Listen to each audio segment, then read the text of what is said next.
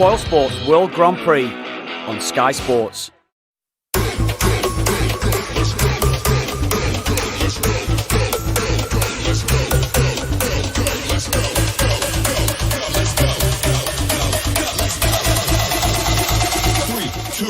Let's go.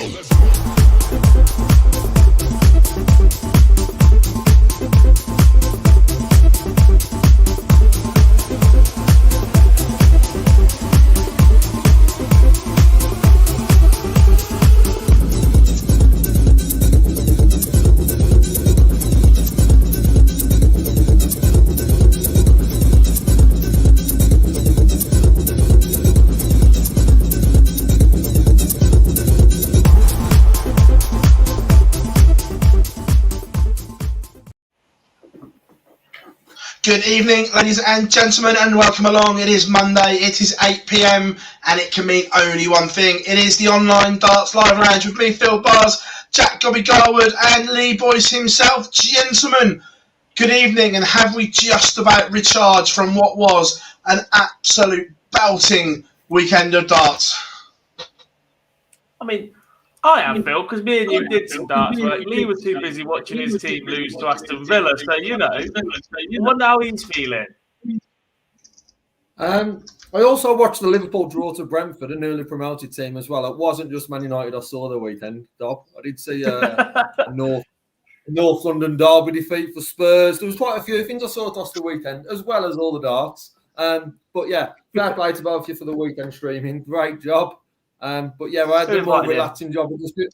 I had the more relaxing job of just a few roundups at the end. But well done for the week. I'm feeling refreshed. I don't know about you two. Yeah, it was it was interesting. Big shout out to James Richardson, who is watching from his hotel room at the live league as well, mate. Hope you are well. Played some good stuff today. But every week we think, we'll have a quiet week, won't be much to talk about. Oh my God, what a few days this has been. There's been talking points all over the place, good, bad, and indifferent, shall we say, boys?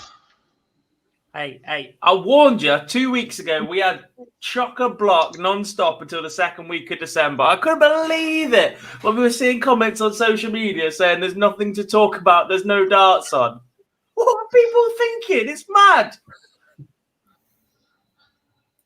Madness. Absolute stark raving bonkers. Someone said my mic was a bit crispy. I've just turned the audio down a little bit. It was topping out a little bit. Different settings for different shows. There we go. I can turn switching you it back up. No, I've just turned it down a little bit, so it should be all right. But just unbelievable. In the chat room, again, come and say hi. Plenty of you in. We were just waffling there a bit, talking about darting shenanigans, but all the usual suspects are in the chat room. Joe, Craig, Sourdough, Bill, Missy is in as always. TJ, hope we are all doing. Malachi is in, Carl from Darts Tracker, James, all the usual suspects, and it's great to have you along. Remember, make sure you subscribe and give us a like, hoping to hit 15k by the end of the World Grand Prix, boys. PB, yours is still tackling a little bit on my end. I don't know if that's coming through for Dob as well. He's still tackling a little bit, mate. Yes. Pass. Might be a loose wire or something. I might turn myself down a little bit then. It's not me. It's not me. Can you still hear me? Am I still loud enough to hear? Oh, yeah, I'll still hear you, mate. Borderline. Yeah, you. I'll turn you all back up again. I've just turned it back up a little bit so it doesn't bomb out altogether. There we go. But chat room, let us know, what was your highlight of the weekend? There was plenty of them, but let us know which one it was. So, boys, we'll jump straight in. I'm just going to tee this up. We were messing around a bit at the start, so a little bit working on the fly as always. You know us here. Don't like to do things by half, do we? And of course not. So it's not my mic. My mic's working perfectly fine. Thank you very much. Dob, you've now done really loud and Phil's done really quiet. Oh, for God's sake. The Phill being quiet's not a problem. It's you being really loud, unfortunately.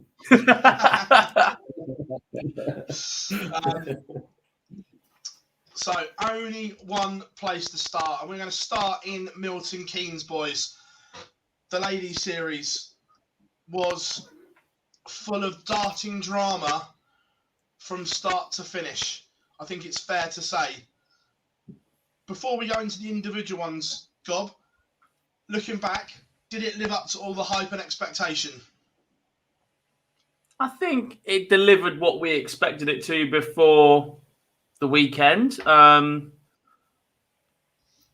We've seen the event before. I think the 6 events over a weekend was quite difficult. The averages tended to drop in that final session, in that final event, a lot more than anywhere else. But that will come with experience, etc. As these go on. We saw some great darts. We got to see some players that we might not usually get to see on the stream. It was really nice how they rotated that some of the time. And overall, a really good standard. Don't get me wrong, there were still some players where the averages weren't great, the performances weren't brilliant, but we were sat here 2 weeks ago, along with some of the field of the ladies players and people that are putting this event on, effectively begging people to go to make sure there was an event. So we can't have it both ways. Yeah. But event number 1. Seems a long time ago now, God. We sat down and we're going through this. But event number 1 was won by Lisa Ashton, beating Rhiannon O'Sullivan in the final. She beat Fallon Sherrock in the last 16. And all tournament, when the draws come out, we were looking to see when they would meet. This time it was quite early, but Lisa going on wasn't her best performances of the weekend, but she won the first one, getting money on that table.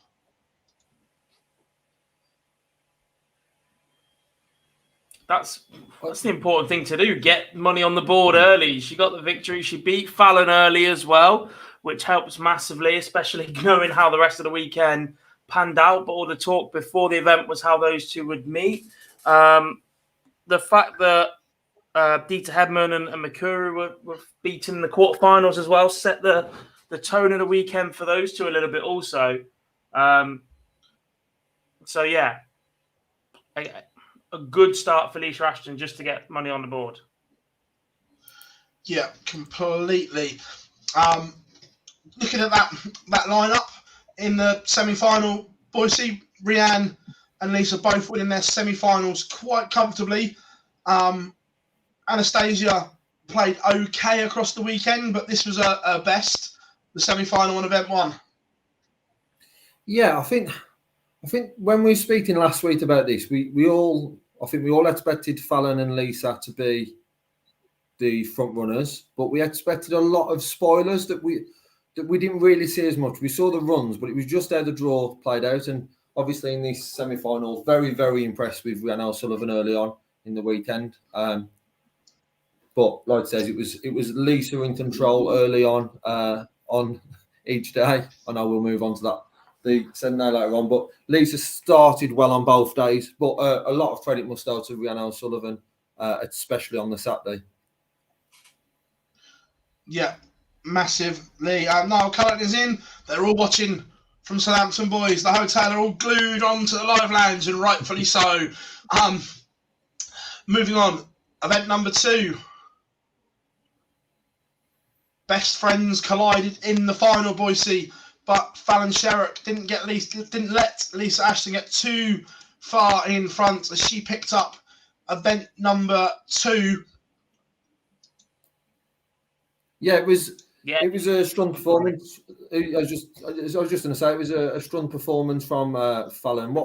It's what we saw, like I said, we was looking for that sort of upset. Well, I was early on to see if we could see anyone push those two later on.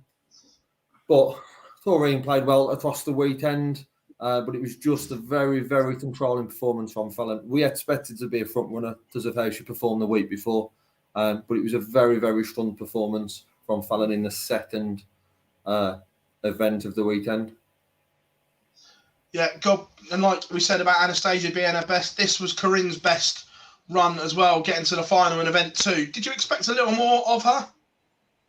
I did, to be honest, because without looking at that quarter-final lineup, the top 4 that I would have put them before this weekend are all there. Anastasia probably in 5th in that regard, but the top 4 going into this event, in my mind, were Lisa, Fallon, Corinne and Dieter.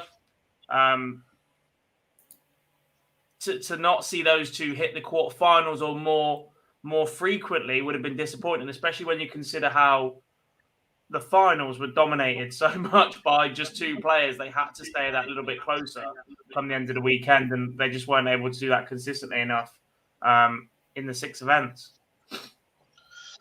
Yeah, Joe Locke took out Lisa Ashton in the quarterfinals.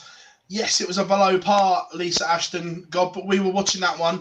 But can't take anything away from Joanne Locke. She actually played some really good stuff and still had to put Lisa away. She played some really good stuff all weekend, did Joanne Locke. Very, very capable player indeed. She took her chances against Lisa in that match. We watched it unfold, like you said, on the stream. And she was superb. And all right, it's not the 80, 90 average that we have seen from Lisa at times over this weekend. There were at times on Sunday when Lisa was virtually unplayable at times. But that's going to happen over this many games in a short space of time. You're going to get those ups and downs. We see it on the Pro Tour. Nobody really goes and dominates all day long, every day for 6 events in a row. So when you get those chances, it's about people taking them. And Joanne Locke did that in event 2, opening the door for Fallon Sherrock to get her first title on the board. Yep, she did. So Fallon and Lisa level at 1 title apiece going into event number 3. And it was a double. It was back-to-back titles for the Queen of the Palace, Fallon Sherrock Gob. And this final was brilliant from both. And it took a special performance from Fallon Sherrock to beat Dieter Hedman in this final. Yeah, and both days, the final in the final event was probably the best one, or we saw the best performance of the day within that in terms of in the final. So when the rest of the field are faltering, to be able to produce that level at the end of the day is superb. And it was a great matchup between the 2. Fallon getting over the line, doubling up, taking that early advantage in the order of merit overnight. Yeah, I'm just looking at the stats, Boise, for this final. Dieter took the first leg, but then it was a 3-leg blitz from Fallon Sherrock, where 3-dot averages in these 3 legs to go 3-1 up was 136, 11-dart leg, 125, 12-dart leg, and a measly 107, 14-dart leg. A little bit impressive, just a little. I think what we've seen in these stages from Fallon is, I know she spoke about it after her first round win last weekend, was around the live lead and how that's helped her. I think that's helped her a lot to see that better as the days progressed on both day 1 and day 2.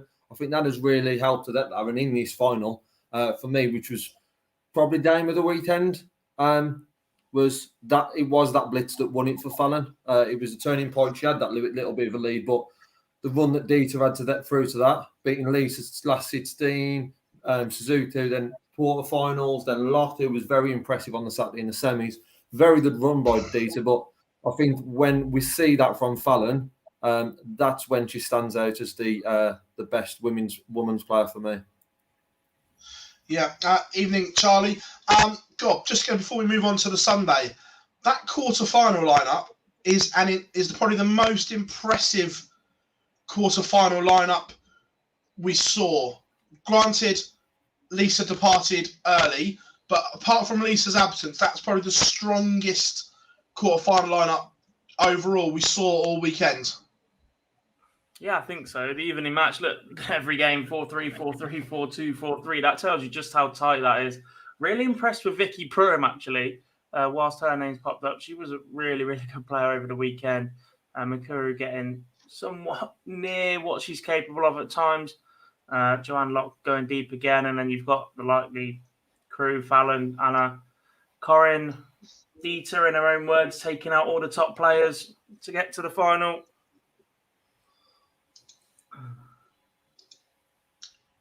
Yeah. But the Dark Destroyer just ran out of steam. So overnight, Fallon Sherrock led the Order of Merit, 2 titles to 1. But Sunday, it was only about 2 people. The Cream, Rose Boise, and the 2 standouts that we all talk about that have raised the bar for the ladies certainly shone. We'll talk about the individual results in a minute, but Fallon and Lisa on the Sunday were just irresistible. Yeah, there was sensational. Some performances within those were just unplayable from both of them, and it was just who to done the better of the final. That was the only difference. It was such a strong day by both, and unfortunately, just wasn't enough for Lisa. But she'll be very, very disappointed. But equally, should be proud to pick up 2 events on the day. Know how difficult it was. So for to do that, it was such a good day, but just not enough from Lisa. But just shows how good Fallon is. Yeah, completely. So from there, Fallon had the slenderest of leads going into day 2 on the Sunday. And that lead, Lisa were levelled up with the titles gob. She beat Fallon 5-4 in the final. Although we all know the end outcome at the end of the day, there was one dart in this game that could have changed the whole destiny of the ladies' series. Fallon missed one dart at double 8 to win it, and Lisa never looked back from there in this one. Yeah, I rewatched that earlier. I think it was double 16, actually. It was 64, 16, 16 outside or inside. Lisa recovers at 4 apiece and wins the deciding leg. That could have set Fallon off nice and early. It would have been the first time she'd beaten Lisa over the weekend as well. Lisa already having 1 victory over her, which, of course, extended for a little while throughout the event as well. Big moments, of course, and up until that, it set up a grandstand finish, but Fallon Sherrock could have had the job done a little bit earlier.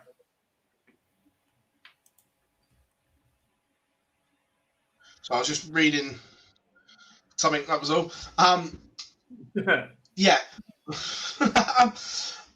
And again, in this one, Boise, forget the final because they were both irresistible, but there's one name in that semi-final which jumps out at me. It's the golden girl, Trina Gulliver. How good was it to see her back competing and getting to a semi-final after everything she has been through? Yeah, it was. Should obviously run out of steam. Get into that semi-final against Fallon, but so good to see Trina back performing how she can. Probably could perform even better, but it's so good to see her back challenging and pushing the ladies. And once then, just looking at the names in the quarterfinals and semi-finals, it was such a strong event, which made it even more impressive to see Trina get into the semis. Yeah, God, we spoke about it as well on the stream when we were watching it, but her throw just looks so good again. It's like nothing's ever changed. Yeah, and you look at the players that have had the most success over the years, they don't tend to change a lot about their throw. Michael's struggled recently a little bit because there's been subtle change in his throw. Phill Taylor was pretty much solid from what you saw from day 1 with him. Barney went through a few alterations, but actually when he throws the same, it's solid. And Trina's another who's had success. It's a relatively basic throw. Not a lot can go wrong. There is a little bit of a pump on it, but it works for her, and she doesn't miss very often when she's on it. No, absolutely. And then Lisa did what Fallon did, made it back-to-back titles in event number 5. And this one, we thought this was maybe the result that Fallon may not be able to get over, because Lisa beating her in the final here put Lisa back top of the Order of Merit by just £50. And this was a convincing performance. Where the last one was close, this one was a very dominant display from Lisa to edge her rival. Yeah, off the back of 2-ton-plus averages as well from Lisa earlier on in the day. It looked like she'd really hit her stride at this point. It was 3 losses on the spin for Fallon against Lisa after missing chance in the second attempt. And like you said, it put Lisa top of the order of merit, which basically meant that whatever Lisa did in the final event, Fallon had to go one better if she was going to take the first Grand Slam spot. So it set up a really, really good final session or final event going into event number 6. Yeah, and Boise, just those 2 performances from Lisa in the quarterfinals and semi-finals, 104.32 and 102.95. That's world-class arrow slinging. Yeah, and it's not that. Playing 9 leads of darts against Anastasia and Dita and only combined winning 1 lead then just shows how good Lisa was playing at that moment and going into that final. Would assume at that point would have been favourite for this one because of how well she played coming into it. She played probably a strongest event, this one out of the 6. Very good darts all the way through, and like you said, didn't hit the numbers in the final, but was very dominant and always in control against Fallon. And for me, when watching this, for me was the turning point. And I thought, even if it's not both of them in the final, it's Lisa's then to win because I thought beating Fallon for the 3rd time by this stage, that she just had the advantage, and it was going to be interesting to see how the draw panned out, to see if there would be where they would fit on which side of the draw and how that would work out. So it was for me. I thought this was the turning point, and I expected Lisa to fully go on and then wrap up the Grand Slam spot. Going into that last event, Gob, we were calling it in, and all eyes were on the 2 round by round. Who was going further? And they were leapfrogging each other round by round. Who was playing first? Who had a longer wait? And it was just enthralling to watch it unfold in our eyes. And that £50 is such a small amount of money in the context of what they were playing for. But it was just a weight, wasn't it? Well, it is a small margin, but don't forget, Fallon missed out last year on countback from the event where Dita finished in the top 2. So sport has these funny ways of just doing the same things to you over and over again, doesn't it? And after not quite having the success at Q School that perhaps many expected Fallon to have after a stage success, you just felt like maybe it was getting away. But because the final event was so disjointed, there was a bye on one of the boards, there was a board that was really, really slow at times. It just meant the players, Lisa and Fallon, were playing one after the other. Then they might play 2 in a row before the next one plays again. And they were just jumping ahead of each other on that order of merit, which just kept refreshing darts rankings to see who was jumping ahead at that point. But ultimately, we got the final that settled it. I think to see, regardless of the outcome, to see it come down to those 2 playing against each other was the best outcome. I wouldn't like to see one of the players lose to anybody else because they've been so far above everybody else for the rest of the weekend. The other 5 titles were shared between them. The only player that had beaten Fallon all weekend was Lisa. Obviously, Lisa dropped that early loss to Joe Locke and Dita Hedman as well. But to see it settled between these 2 in the final just made that a little bit more special, I think. Yeah, it did. We'll come on to the final in a minute, but I'm going to go back to the semi-final.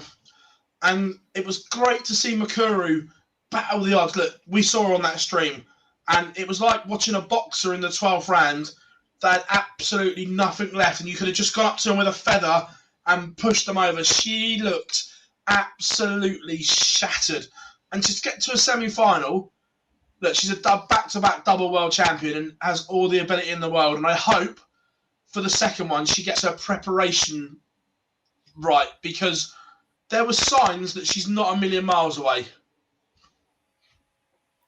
Yeah, I think this series has been a bit of a lesson to Mikuru in that the preparation is just as important about how long when she arrives in the country and getting ready for it. She was tweeting both days in between matches and events that she was just tired and had no choice but to go and try and sleep as soon as the events were over. But actually, her better performances on both days came in the final events. And I think that shows more.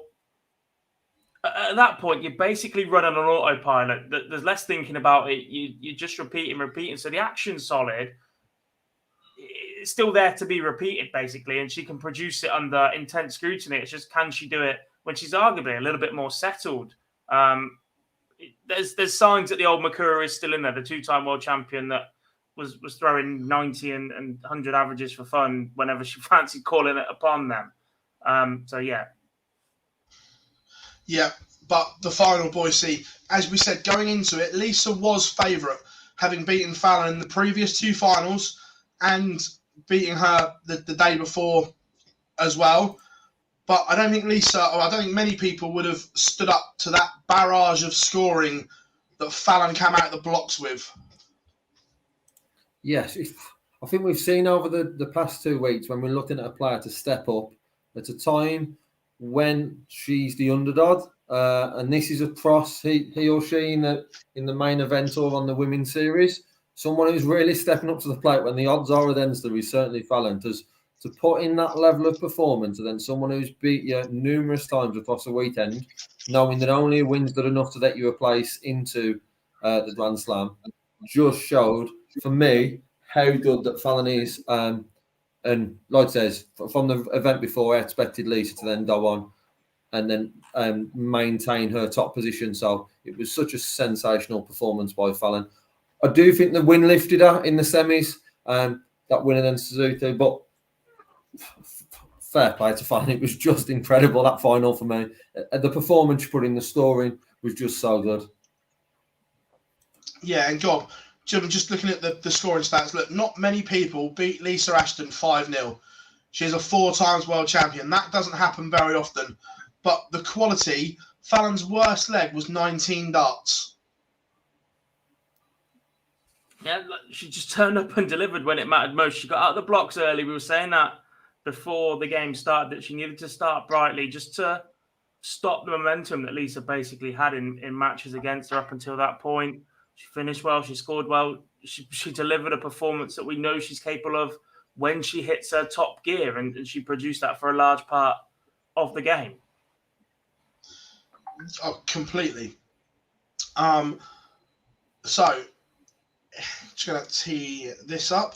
For those that haven't seen it yet, after 6 events, this is how the money table looks in the Ladies Series order of merit. Fallon Sherrock has a lead against Lisa Ashton. But more importantly, Boise, the gap between the top 2 and Dita in 3rd is almost unbridgeable. Yeah, I think it is. I think that the second event is going to see people fighting for that Grand Slam spot.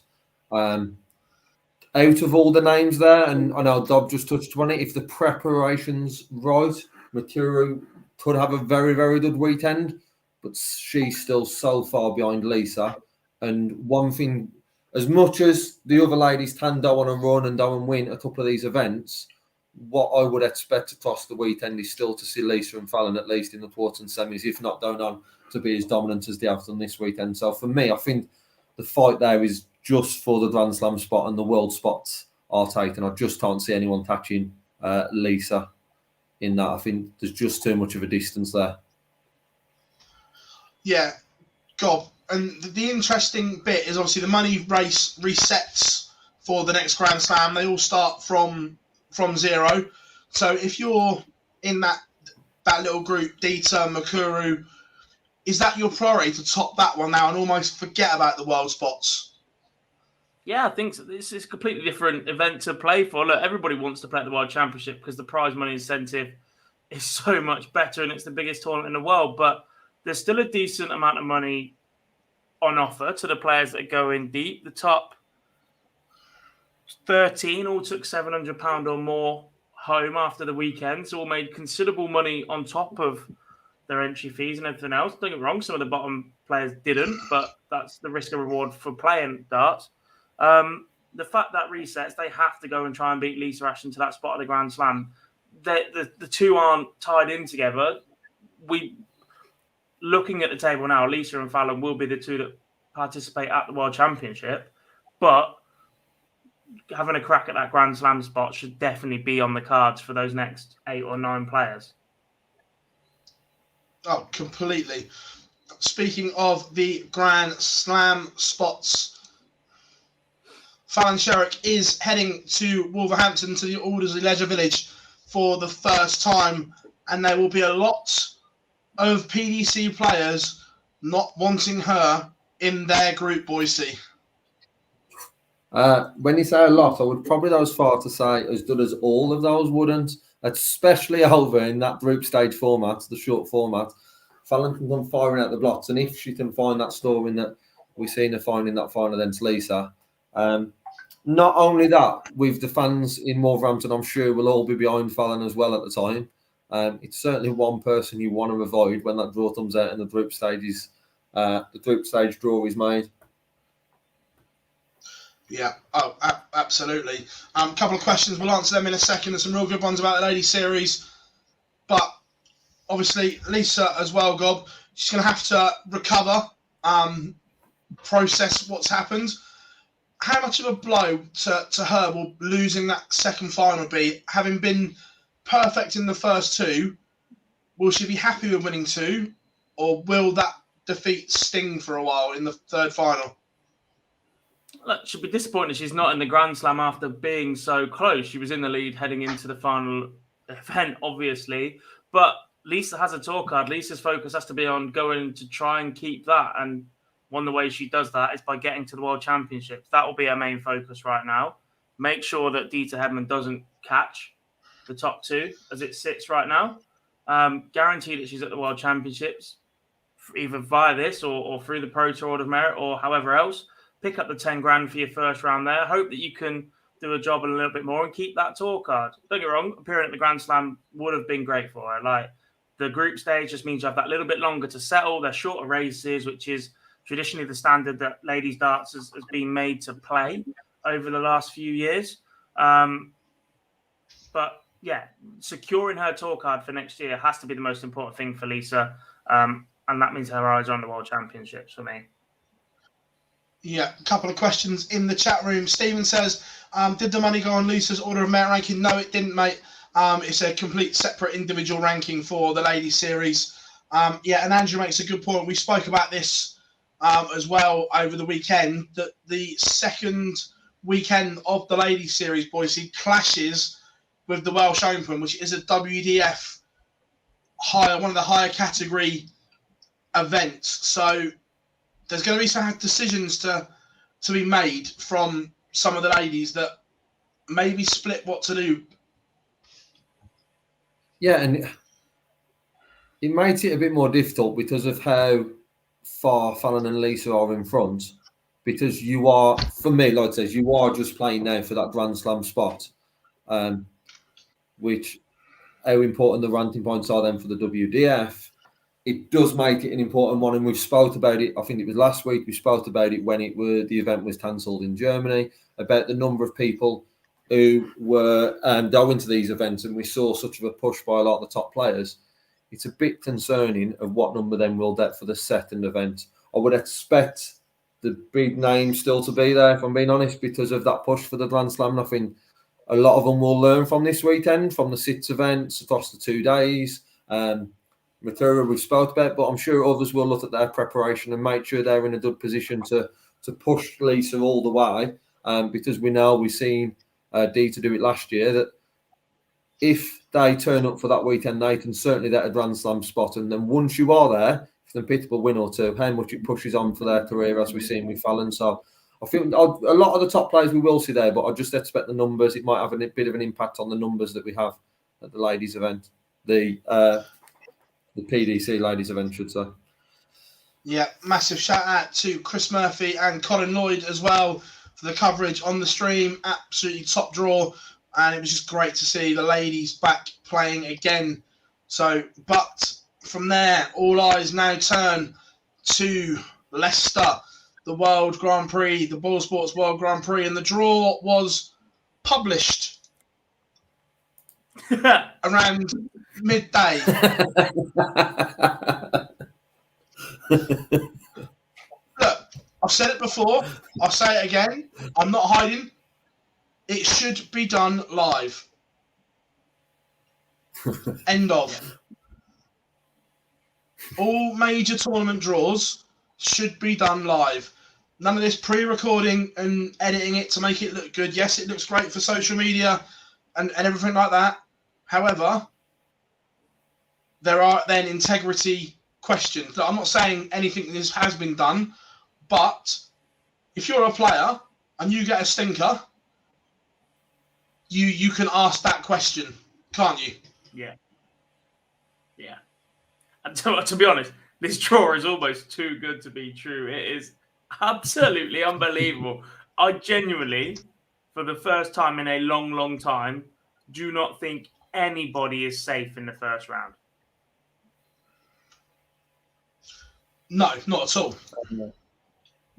There is an argument to be made that, and I know it's sport, and I know anything can happen, and anybody can beat anybody on any other day, but looking at that, there is absolutely not a single player there that won't be looking at that draw going, I've got a tough one here. I looked at that this morning, I was say midday, and there's only one name who I could pick out who I had as a close to a certainty to go through. The rest, it took seeing upset. There's only one, and that's because of the form of Dozer that I aim towards the Jose one. But that's solely it. And I've spoke about it, how we performed in Blackpool, that there's glimpses of it. So if he's put that time in, then that certainly opens up as well. And then the others, there's going to be so many upsets, but I'm not sure upsets is the right word because of how good the draw is. I don't think we could have handpicked it ourselves any better. It looked so good for a first round, some of those ties. I don't get wrong. This is the top 32 players in the world, or however the rankings work out, etc. So you're going to get these sort of matches. I think there's 5 missing from it and 5 that have jumped into the qualification or however it's worked out. But even when you look at that quality, if you swap some of these names around, there are still golfs in ability. Like, I'm not being funny, Gerwyn Price against most of the field is going to struggle. Gerwyn Price against the Michael Smith that isn't seeded is a dangerous draw. Do you get what I'm saying? Like, it's just the way the matchups have worked. It's just so... It's paired people up brilliantly. Yeah, completely. Before we come on and start dissecting the draw, we'll jump into the chat room a minute because there was a few lively ones in there. Henry is in. Hope you are well, mate. James said, no excuse not to have a live draw nowadays. Completely. Ben says, completely agree. This day and age Euro tour should be live as well. I don't disagree. Gus says, only Jose is safe. Maybe. But I've said it before and I'll say it again. The jury is still out on Jose for me. Unbelievable front runner. If you let him get in front, you're not catching him. However, drag him to deep waters. I can't remember the last time he won a scrap of a game. A big game, I mean. Dob? Lee, you know in our intro when we say, we're going to talk waffle for the next 2 hours, and I'm like, no, actually, let's give ourselves a bit of credit. Yeah? Barzy's just bought the waffle. I'm not sold. I'm not. So, PB, I do get it. I understand it. However, I just think if it's nonsense. If you could handpick a draw for anyone in there at the moment, the draw you want is probably Glenn. I'm not arguing that. Glenn. So I'm not arguing that. For a first round draw, I don't see the concerns, even if it does go to a bit of a scrap because of how Glenn is playing. Later on in the tournament, maybe, but early on, I can't see it being an issue. I really don't. Phil Barrs up there has been covering darts for God knows how long. Thinks the current world number 7 is a one-trick pony, one-dimensional dart player. That's basically what he's not saying. Sold. Generally, I'm just not sold. Oh, Philip. Great. If you let him get in front, he will steamroller you. But when it turns into a dogfight, like it has done for him in a lot of the TV tournaments, he doesn't win those games. He's winning the Premier League.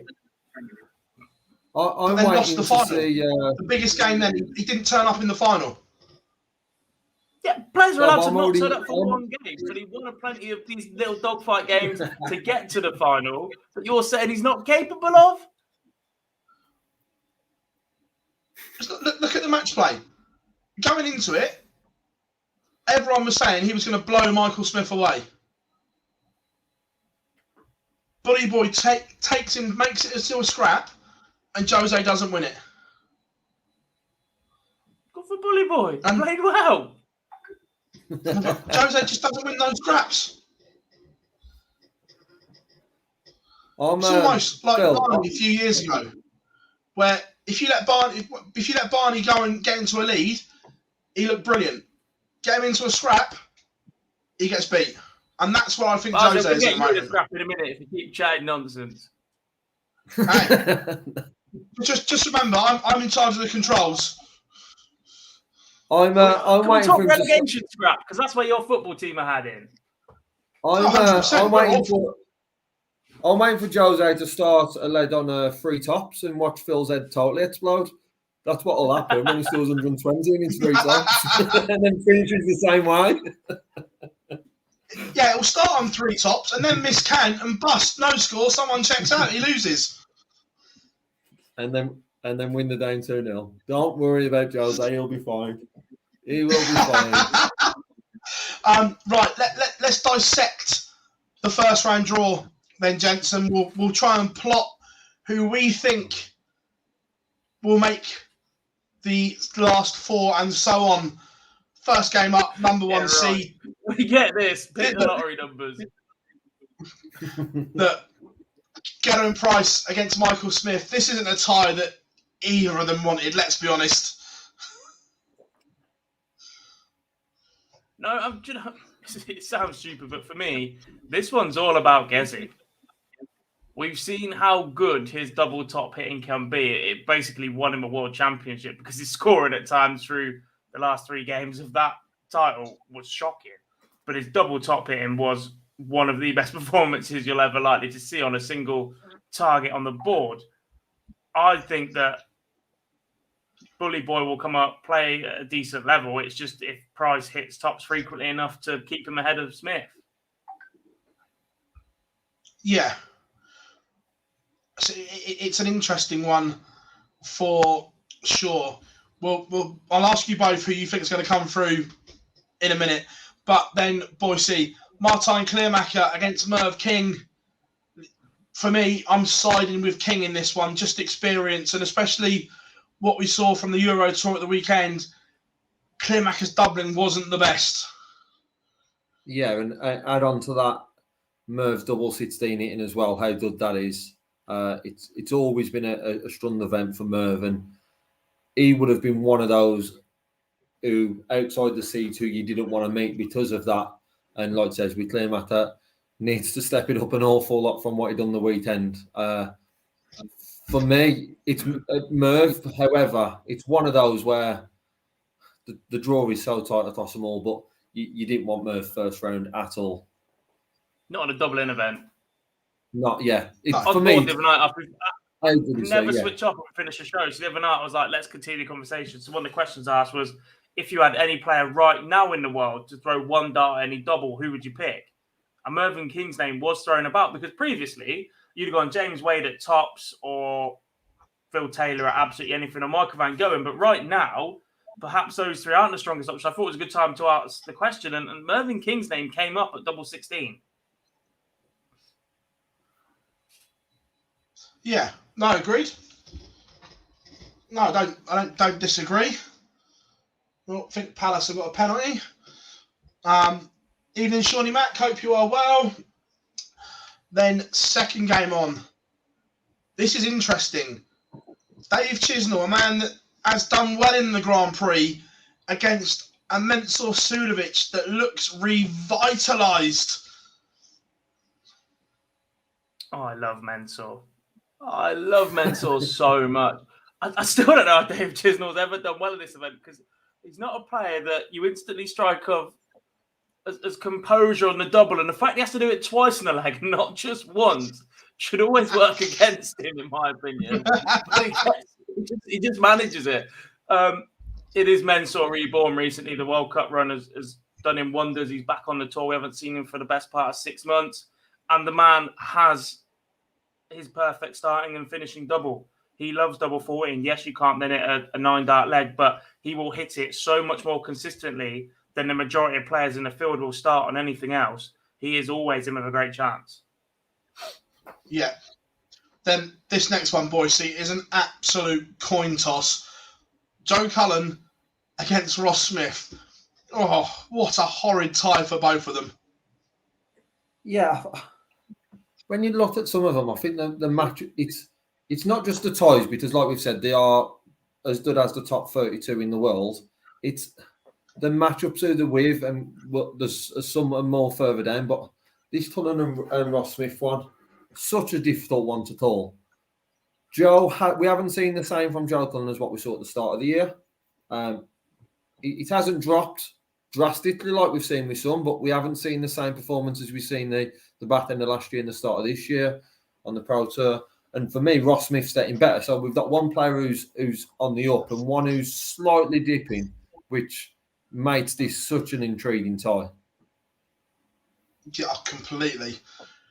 Next one, Gob, it's one of your boys against Damon Heta. And again, a horrid draw.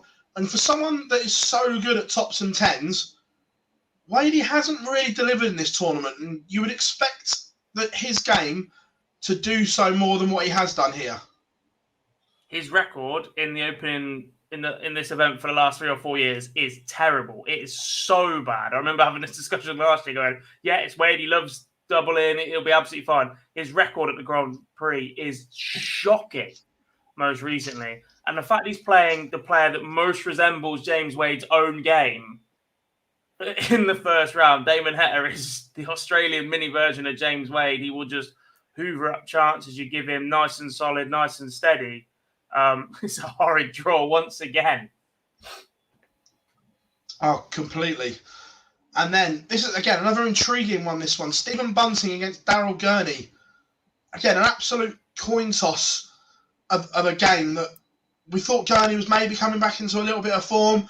Stephen Bunting has been inconsistent. When he's been good on the Pro Tour, he's been very good. But a good run followed up by an early exit. This is a really intriguing one as well, Boise.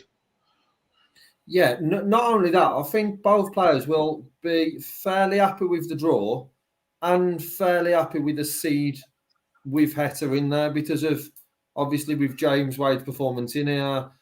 They will be, whoever gets through this one will also be confident down into that second round for me. So it's a big game for both players. But I think both of these will be looking at that section thinking there's a very, very good opportunity. And that's sort of the quarter where I'm looking, where there's one of those who to thumb through the field, where I can see, just as a Wade performance at this tournament before, that it's not Wade coming through that little section. So I think there's a big opportunity for either Bunting or Gurney to get through there. And the same when we look at the games that are coming up in the next part of this quarter. Last game in the top half, Gob. I think this time last year, we'd have probably gone the other way around. But Dirk van Dijvenbode, who got to the final last year against Luke Humphreys, this time around, Luke is the better player. Yeah, he's been making finals and having runs and Pro Tours and the UK Open for fun this year as Luke definitely stepped up his game to that extra level that you expect of somebody that was so accomplished on a development tour like he was. Dirk was on a bit of a crest of a wave this time last year, made the final of this, made the quarterfinals of the World Championships. But Luke is probably favourite heading into this one right now. Yeah, I PB. completely agree. Yeah, PB, you've missed one. Did we miss Dimmy v Sub? that's right. Dimmy Yeah. and Searle. That's And what's the That's day right, to we miss? do- a horrid one to call right now as well, isn't it? I was going to say that's it's a horrid one to Secured call. his match play spot. He's on the up. That wasn't controversial at all. Consistent, playing very well. Will no doubt start on tops, I think, or 16s even. And right now, Dimmy has lost his edge. Been very concerned about him since probably the match play. Was not good at the World Cup. Wasn't that great at the World Series. He seems to have lost that level of composure that he's normally got. He's throwing lots of ragged darts at double, which obviously you definitely can't afford to do in the Grand Prix. And you just feel that if Ryan Searle gets out ahead of him, the momentum will carry him ahead of Dimmy in such a short contest.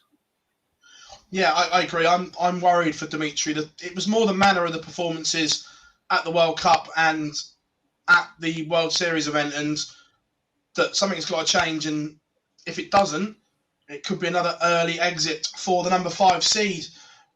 Moving into the bottom half, what a horrid tie this is. Right at the top, the world number 2, Peter Wright, and he draws Rob Cross. That is horrid for both players. A month ago, I'd have said Peter Wright wins this convincingly.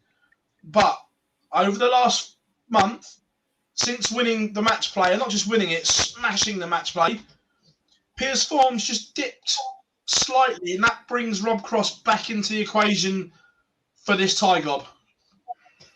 It doesn't.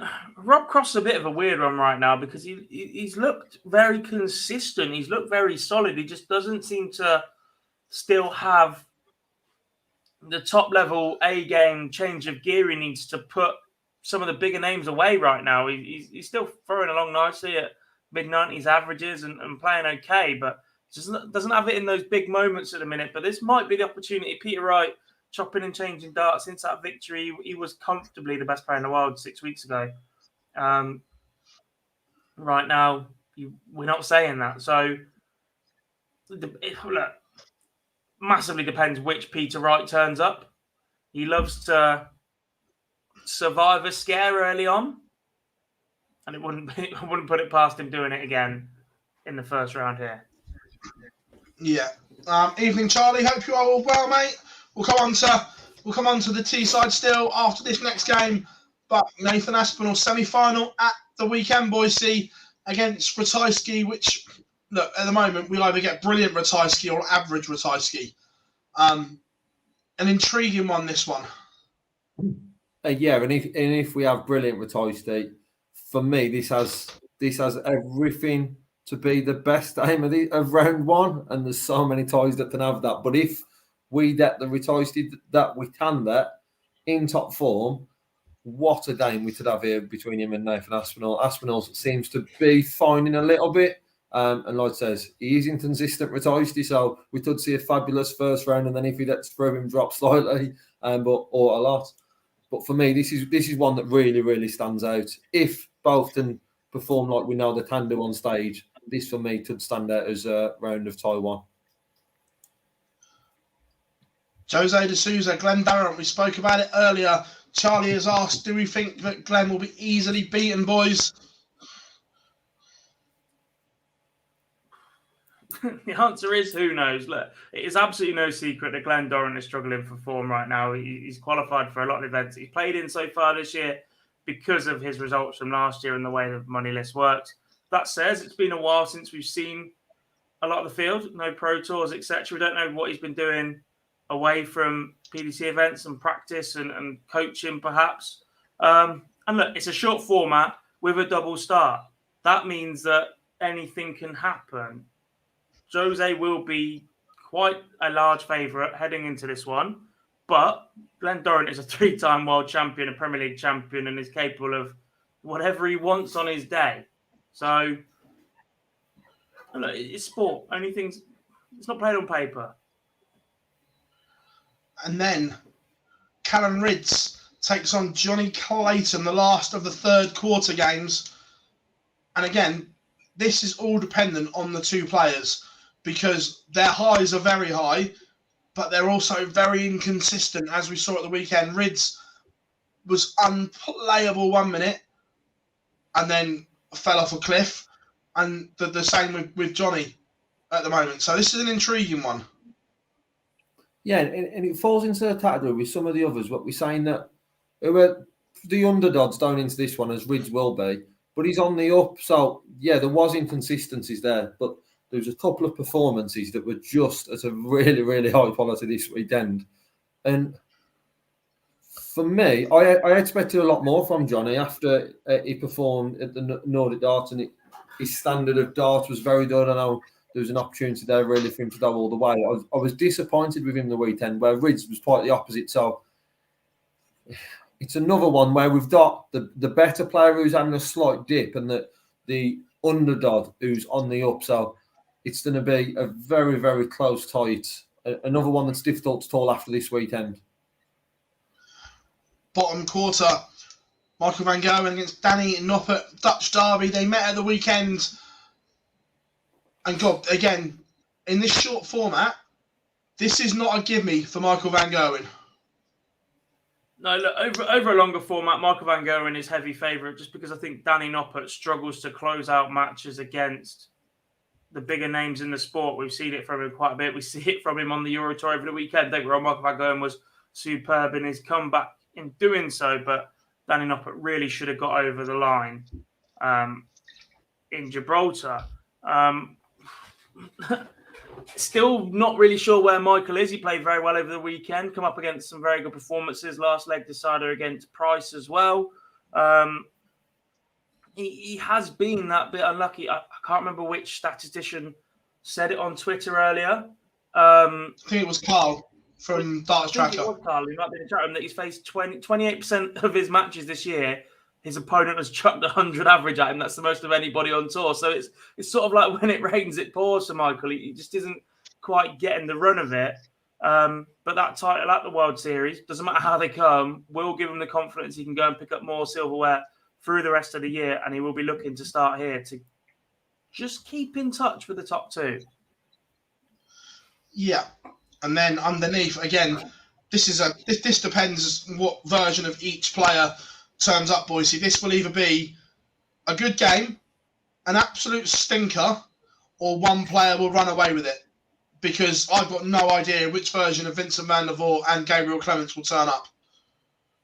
Yeah, I think Clemens is that little bit more consistent, but that's marginal. Vincent, we talked about Ratoisti and the highs and lows and how much different they are. I think Vincent van der Voort is the step above Ratoisti in the range of how high he can go and how low he can go in performances. So yeah, I think he does fall into that category. For me, Clemens has the edge just because he's that little bit more consistent. But this could be over in 6 legs. It could equally go all the way, and both of which could be in the 100. So both of which could equally be in the 80s. But if I had to side towards one, it would just be Clemens. Just because he's got that little bit more consistency. And then Battle of the Fishing Rods, Gary Anderson against Ian White. First time we're going to have seen Ian White since his operation. So we don't know how he is from that. Is he 100% recovered? We'll find out. And with Gary, your guess is as good as mine. What dart he'll throw, 2, what double he'll go for, and everything else, God. This one is a toss of a coin, but because they've been matched up together, that's why. Look, Gary has practiced a little bit with Ryan Searle and has promised us more practice sessions with Ryan Searle headed into this. He'll just get on with it, won't he? And the thing is, I think Gary Anderson's scoring has been pretty consistent over the last year to 18 months. It's been his finishing. We either get a 15% performance from Gary Anderson or a 70% performance from Gary Anderson. He doesn't do anything in between on the outer ring, so it's either going to be an absolute stinker or he's going to be very, very difficult to live with. Add Ian White's recent operation, the fact that it's on TV into the equation, and you still swing Gary a little bit, but it is possible that Ian White gets the job done. Yeah, look, it's certainly not beyond the rounds. This game is all about Gary Anderson and what version we get. If we get the good version of Gary Anderson, he wins. If we get the off one, as Gob said there, then it's a game and it's a slugfest. And the last game of round one, and again, this is an absolute coin toss. Darius Lavanowskis against Brendan Dolan, and I genuinely can't call this one. Just because of the tournament, I edge towards Brendan Dolan. It is edging towards him because it is that close on who turns up on the day. It is a tough one to call, a very tough one to call. I just think the history that Dolan's got in the tournament, his double hitting is fairly consistent. His scoring hasn't been too bad recently. I think Darius needs to come into this one and perform at the highest that he can to knock Brendan out. I do fancy Brendan to get through that one. Yeah, Darius's double top hitting in the last couple of times we've seen him on TV has been ridiculously good. It's just for me. It's just his consistency. And that's all it is. But I can just see Brendan getting through that one, and it would set up a very, very intriguing tie for me on when we're talking about players' consistency and how, especially on doubles, it set up a very, very good tie with potentially Gary Anderson in round 2. No, I agree. Right, boys, I'm going to give you a couple of seconds to plot your semi-finalists. A couple of questions in the chat room. Oh. I believe the capacity is about 3,500, if I'm not mistaken. I'm sure that's what it was for the Champions League. So I'm guessing it's the same.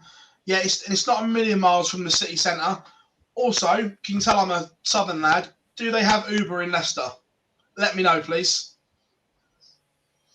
I think so. I'm sure they do. Yeah, I'm sure they do.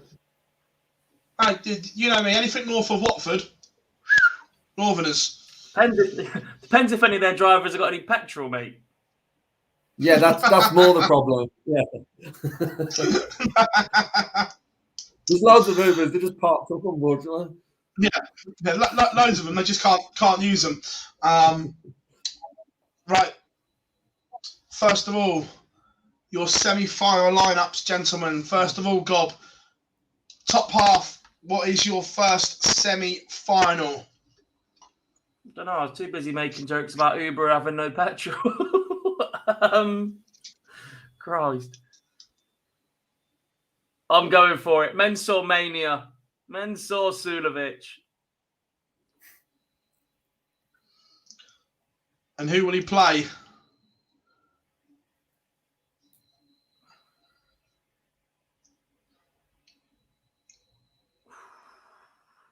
Really want it to be Wadey, but I think it'll be Luke Humphries.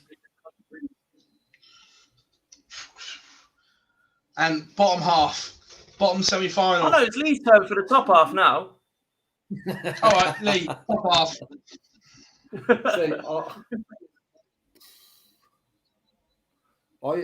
I agree with you on Luke Humphries.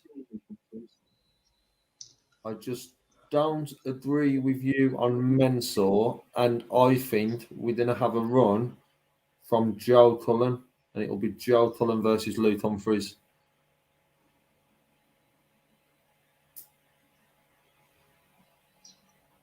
I'm going.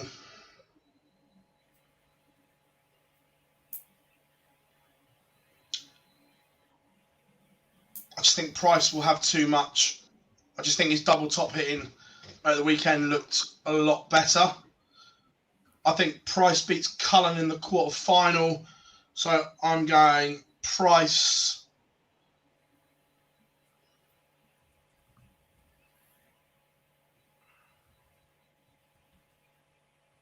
Going Dirk. I think Dirk beats Luke.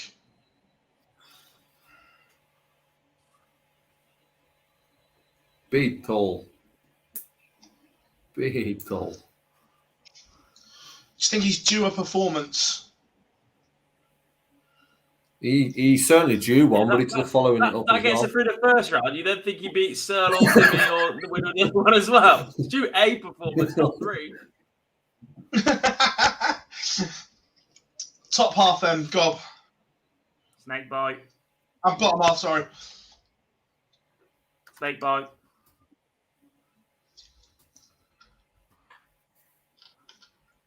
He will play. Michael. Boise. So yeah, sorry to be boring. Right, MVG. Sorry, Dob, that means you got it wrong. You know it On your works. recent run, you get that one quiet. Unfortunately, that means that Michael and Peter Wright are both in trouble because we're going clean sweep.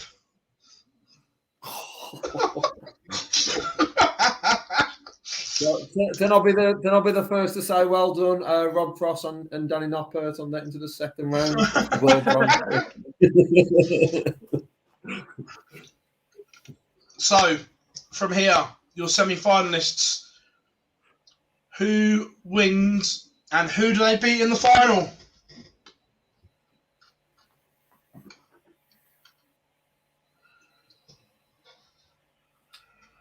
Snake bite beats Luke.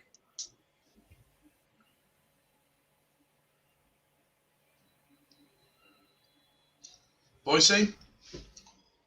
MVG beats Joe Cullen.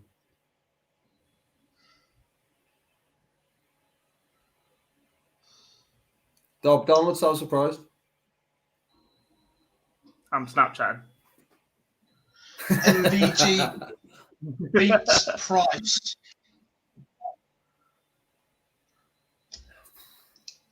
For me. In the chat room, who do you think wins and who do they beat in the final? Let us know. Couple of questions. Yes, the first rounds are 6 o'clock starts because of the amount of games they have to play in one session. The first 2 days are absolutely stacked. Mace is in. How are you doing? Mace has got Price beating Wright in the final. I want one of whatever going Price is injecting. It's gone from withdrawing to smashing people off the board again. I might be able to run in a straight line then. Yeah, I just thought Price looked sensational at the weekend.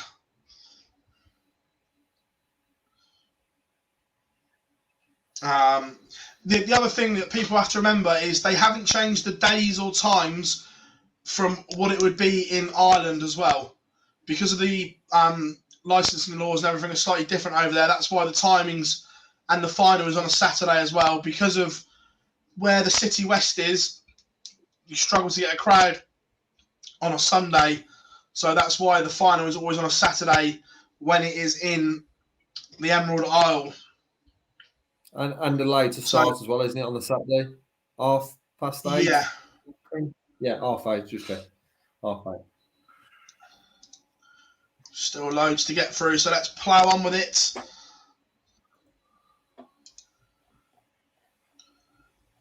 The final Euro Tour of the season, can we call it a tour? We'll come on to that in a minute because there are repercussions from what happened at the weekend. But the Iceman gets to another final where he plays Mensur Sulovic. We'll start with the earlier rounds to start with, boys. We won't cover everything but there were some standout ties in the very opening round. A couple of really good performances. Although he lost, Patrick Kovac pushed Rob Kroskov, someone that we kept our eye on from Budapest and into the World Cup. Looks like potentially a very good talent. Yeah, look, he was WDF online singles champion through lockdown as well. He just needs to kick on now. There's a couple in there, isn't there? There was Janos Vargso as well, a couple of weeks back as well. They're definitely two of the Hungarian boys to be keeping an eye on. Yeah. Finishing masterclass as well in the opening round. Andreas Harrison beating Keane Barry. And at one point, Harrison couldn't miss a double, Boise. Unreal. Yeah, first day in the day. It was 6 out of 8. I think so the finishing was just fantastic from him. And to be honest, it was a follow-on as well. We saw with the first time on the evening as well. I thought Hempel was just outstanding in his few ton plus check outs. That last leg was just outstanding. The 11 darter to wrap that up against Bunting. There's certainly one who taught the eye for me across the weekend, Hempel, and one who's taught the eye for the past few weeks. So one I'm going to be watching closely because some of the performances he's now putting on stage it's going to be interesting to see him, especially down into the European Championships. And from the good to one of, if not the worst Euro Tour games I have ever seen in my life. Kenny Neon's beating Dyson Parody 6-4. Let's not sugarcoat it, Gob. It was absolutely shite. Thank we. Yeah, that's not great, is it? I've just looked at it. And, I love Dyson because my boy's got me a birthday message from him for my birthday. But not ideal. Yeah, not a great game, that one. But win's a win for Kenny Nyans. Was I right in saying that was the lowest average winning performance in a Euro Tour event ever? I think so, yeah. I'm sure it was mentioned on Tom's. But that aside, with a Dame, yeah, he's always fun to watch, isn't he, Dyson?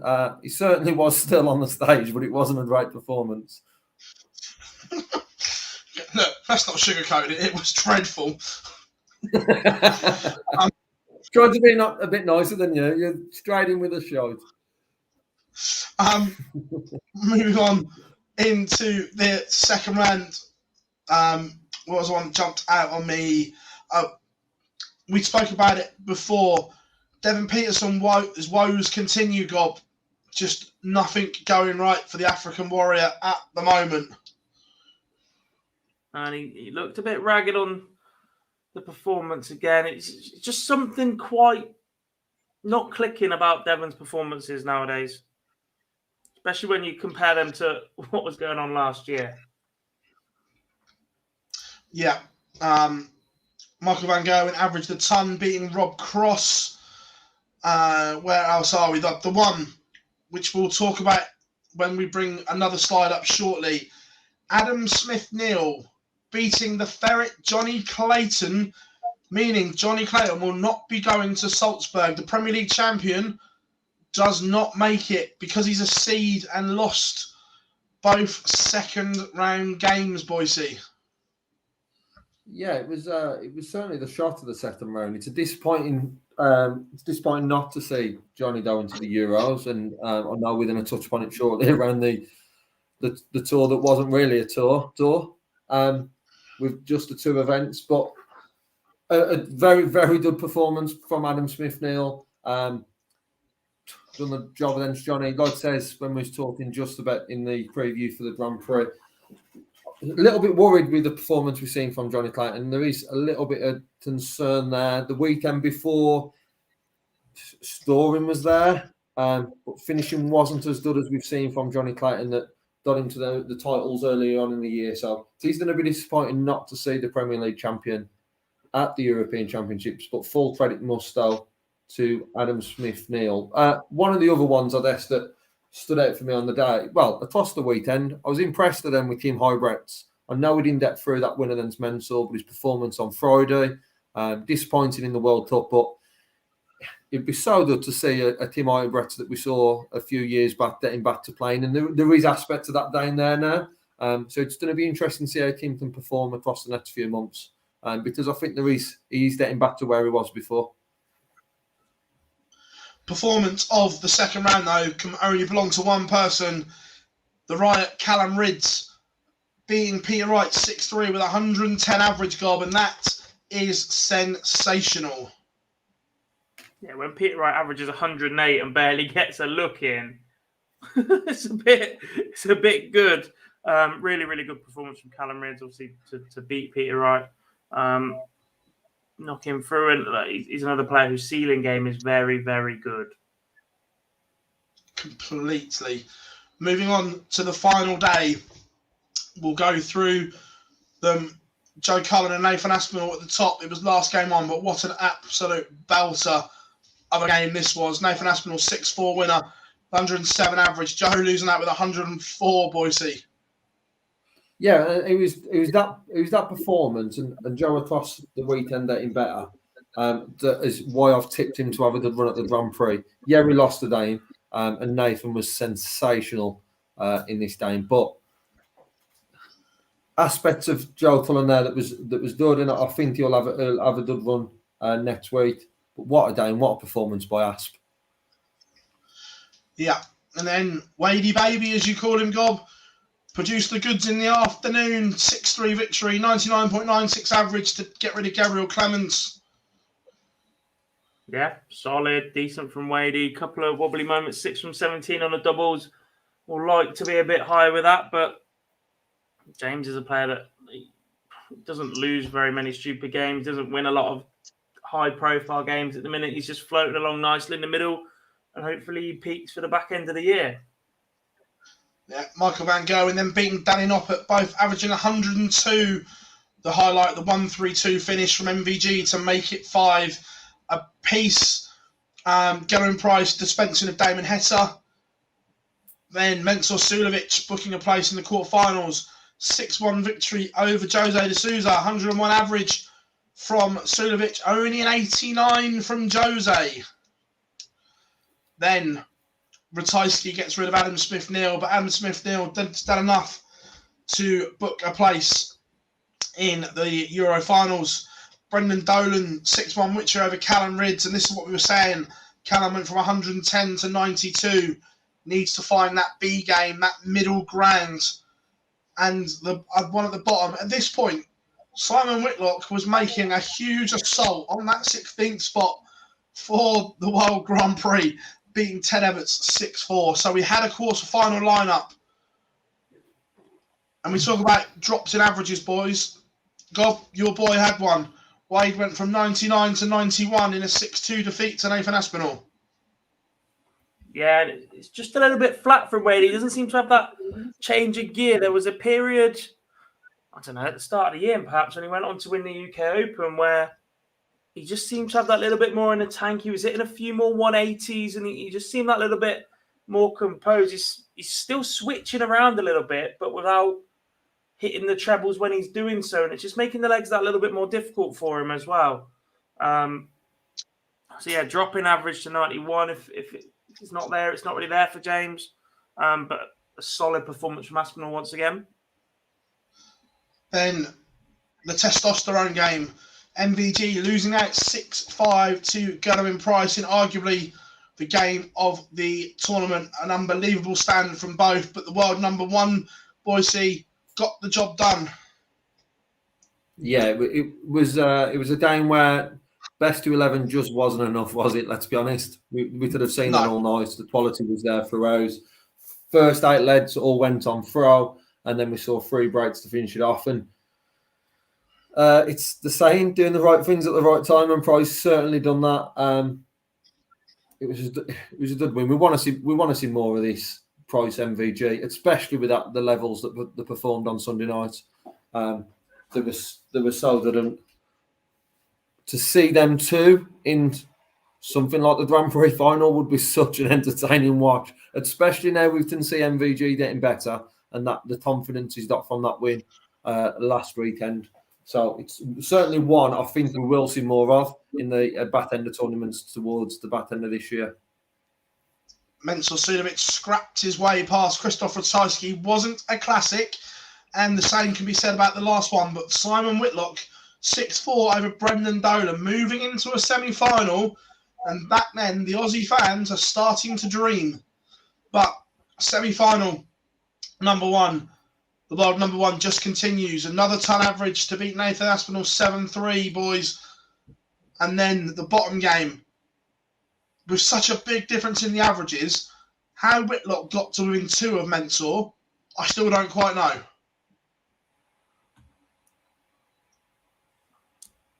Yeah, good question, to be honest. Bit of a gap between them. Whitlock's finishing. Nothing special. I suppose the 7 of 23 from Mensah is how that one happened. Yeah. And then the final, the Iceman. I think Mensah had run out of gas at this point because it was 8-0 and it was 4 ton-plus averages in a row from the world champion and world number 1. Like Gob said earlier, I'd like to know what was in that jab because, Boise, that was a bit good.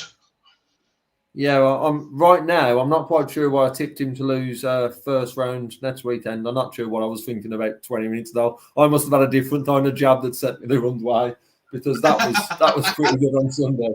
It was pretty good, wasn't it? Throughout the whole day, the only player who looked like he could have beat on that day was MVG because of the performances that MVG's now got with that tournament win.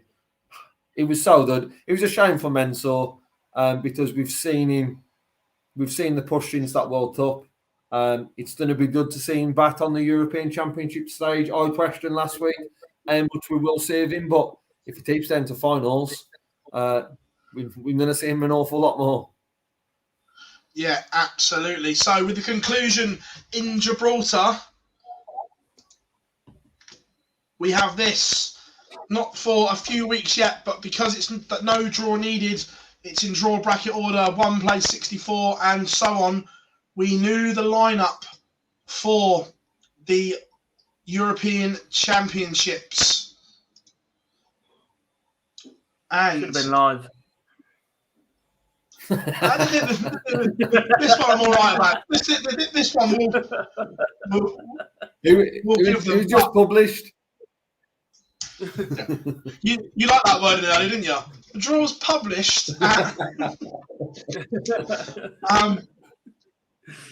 Seeding all over the place, just with 2 events to qualify. But there's some big names missing from this. I know we spoke about it a bit last week, but now it's actually here. Were the PDC right to do it this way?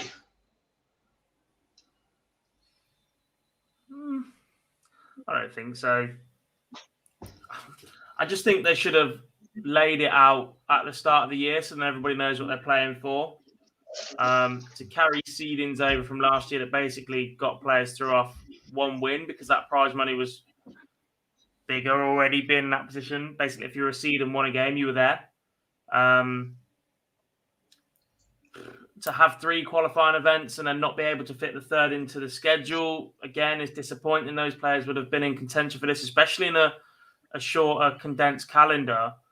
I just think there were or could have been other ways to look at it before it got to this situation. I think they just left it too late, left it this deep, and then had no choice but to go with what was there. Otherwise, they'd have had to tell players that have possibly got there that they weren't in because they've changed their mind on the rules, and that makes them look even worse. Yeah. Look, I don't agree with it.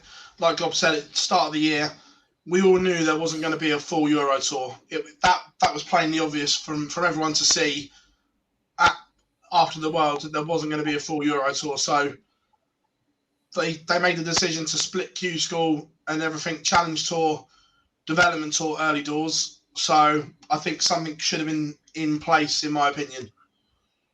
I'm not sure I'm not against that it wasn't done at the start of the year. However, my biggest concern with it is you've named 3 qualifying events. So for me, those are the events that you're going towards to qualify them for the European Championships. It should have been then at that point, for me, at an absolute minimum, that should have then been in there to say how you qualify for the European Championships. For that only to be in place after the first event's already happened, you've then got the count back into the second event, and then you've got the 3rd event where the qualifiers playing next year, and potentially you might have some players who are non-tour holders playing in an event into the following year that just doesn't sit right once the 3 qualifying events are announced, that for me is when you should be able to see a full end-to-end of how the tournament's going to run, including the European Championship. So that's where they've got it run for me.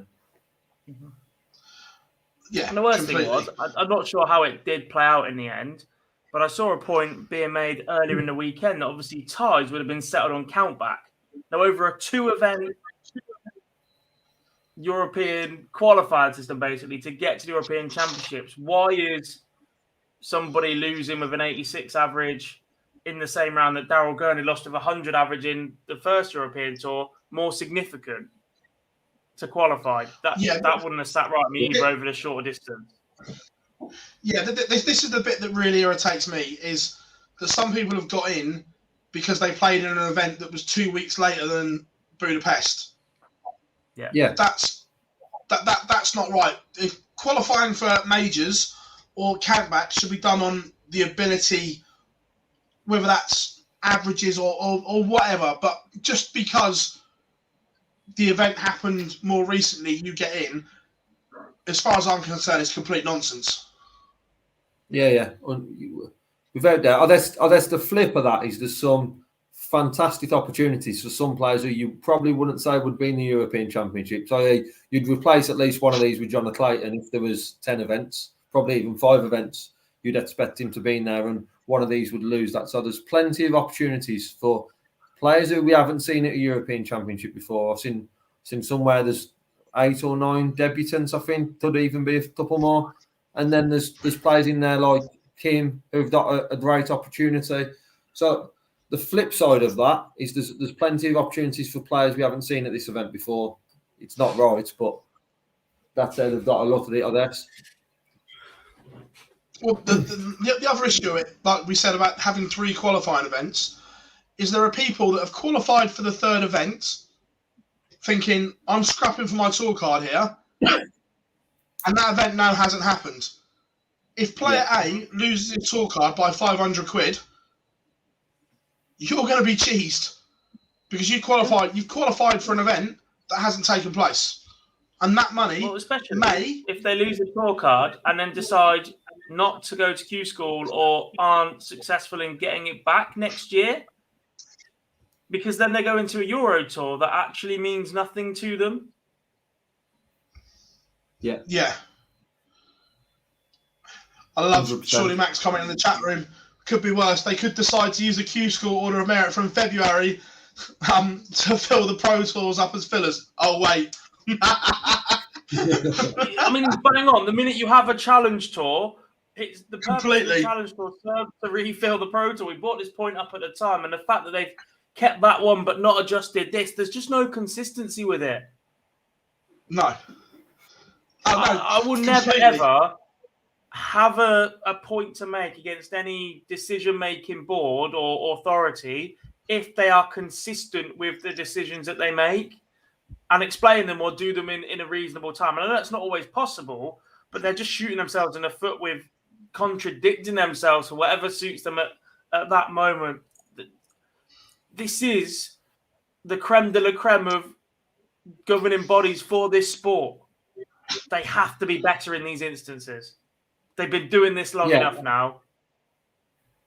I laughed at the word at the start of the live lounge around publish. But for me, with any competition where you've got qualifiers and then you've got your final event, all the details of how you qualify for those should be published before anything is played, because it's just not fair on the rest of the field.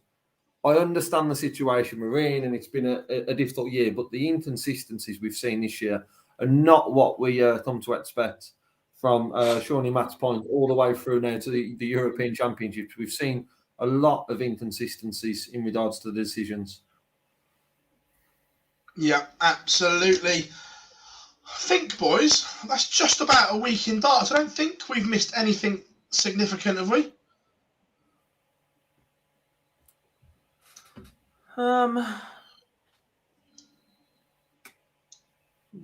I believe so.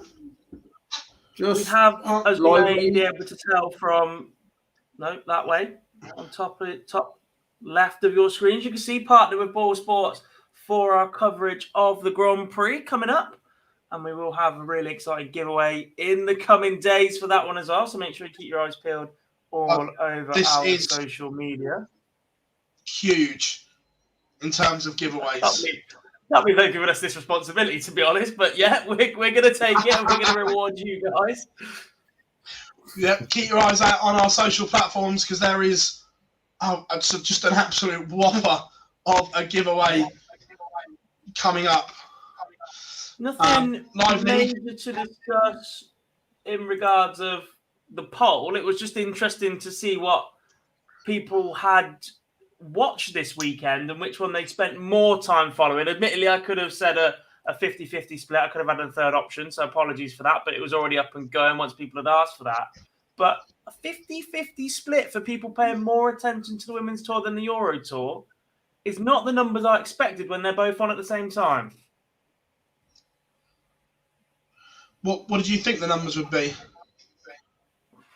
I'd have said closer to 65-35 in favour of the Euro Tour. Don't get me wrong, I fully appreciate that the people watching our show are proper darts fans. Every single one of you, the majority of you know your stuff. Some of you chat some absolute waffle in the chat room, which means you're in the right place, but the majority of you know your stuff. And I can't help but think the Women's Series numbers are also increased a little bit in a poll asked to our followers because we streamed it for 2 days in a row. But at the same time, it's just an interesting thing to observe.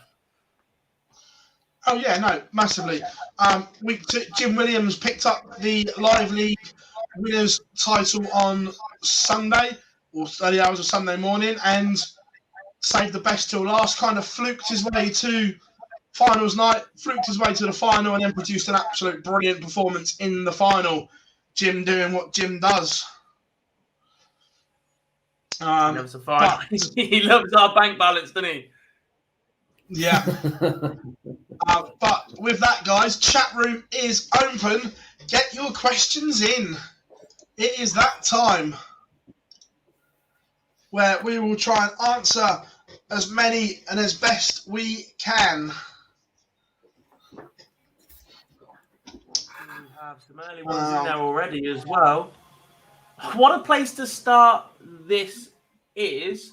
Right now, who has had the more successful career, Gerwyn Price or Adrian Lewis, and who will end up the most successful? For me, Gerwyn Price. Do you think...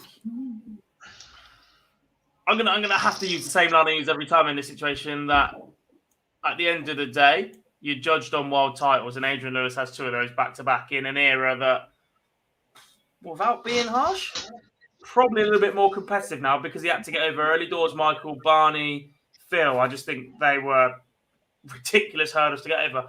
And actually, the fact that Adrian Lewis is English,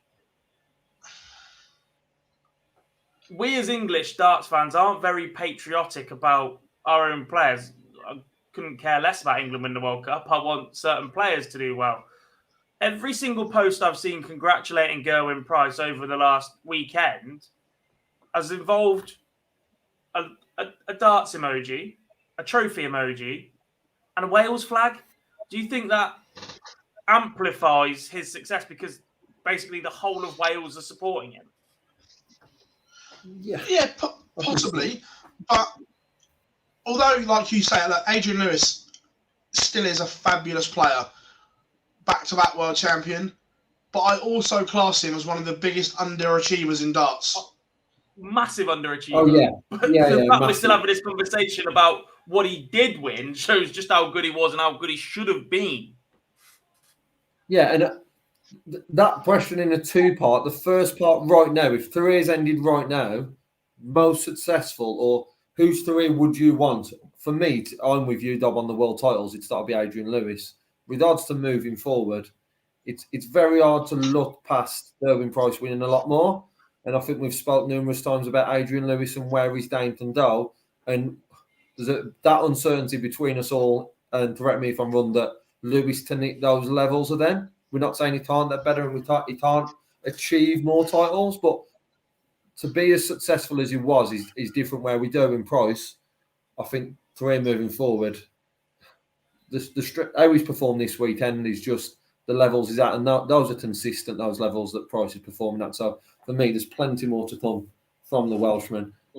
Where currently, back-to-back world titles, you would want that, wouldn't you? But what's saying Price can't do it this year? And that's the thing. Ask again in 4 months, and it could be a different answer.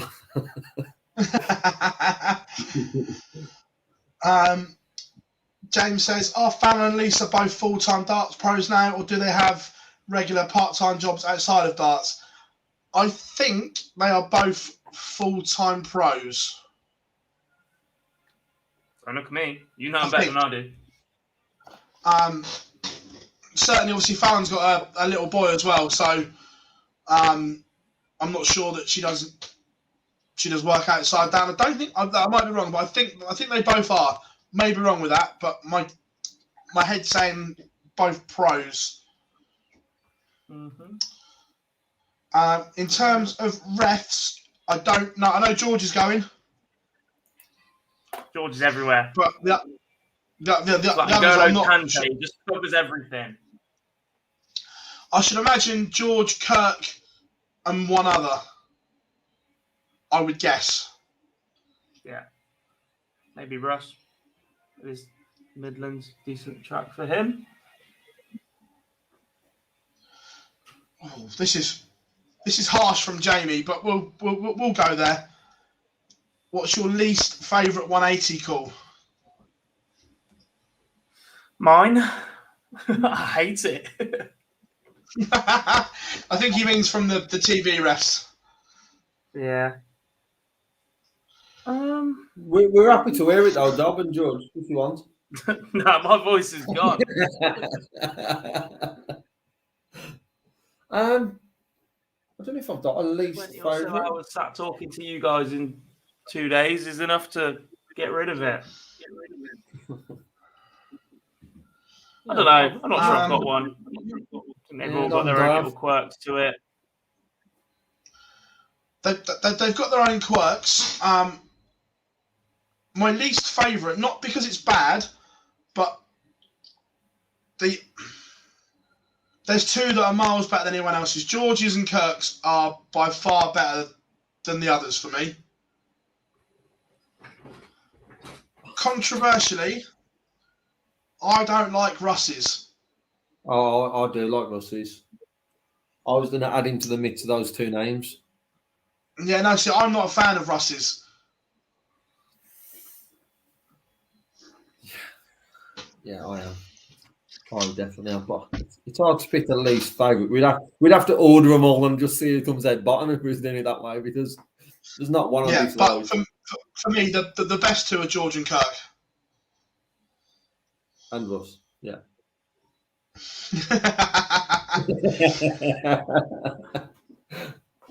All right, what else have we got in the chat room? Because it's been rammed. Remember, come and say hi. Get your questions in. Craig says, loving the show tonight, getting me through. Very quiet night shift. Our pleasure, my friend. Interesting from Bill. Who has the biggest difference between floor game and stage game? Is it Ian White? 3 years ago, 100%. Yeah.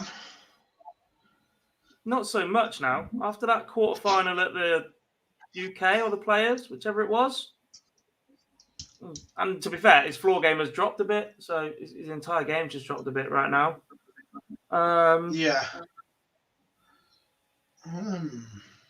Brendan Dolan used to have quite a big gap between his. There was a time when he was picking up titles on the Pro Tour. He still does occasionally. I think we saw that. I guess the players you're looking at nowadays are the ones that haven't quite settled or got used to it. So Gabriel Clemens. Yeah. Yeah.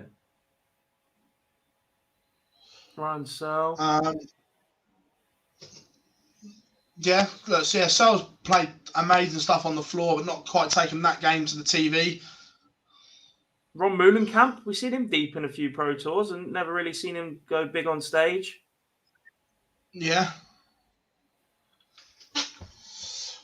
Yeah. Dan says, any news on Russ? Yeah, Russ's operation, complete success, and he will be back soon. I'm not sure if he is in Leicester or not, but yeah, the operation was all good. So, happy days.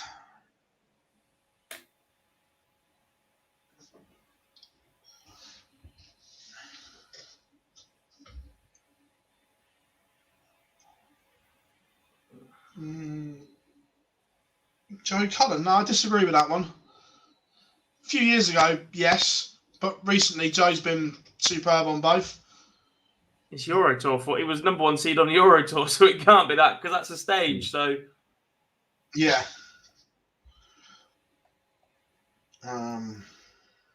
Ace agrees with Gabe, so I'll take that. Man knows his stuff. Yeah. Just scrolling back through the chat room because you guys have been superb. I want to have a quick look. So who is not in the World Championship as it stands? John Henderson is not there yet, despite the World Cup antics. Max Hopp is a long way out of the World Championships, this boy. Can he still play in the MVG number 1 again?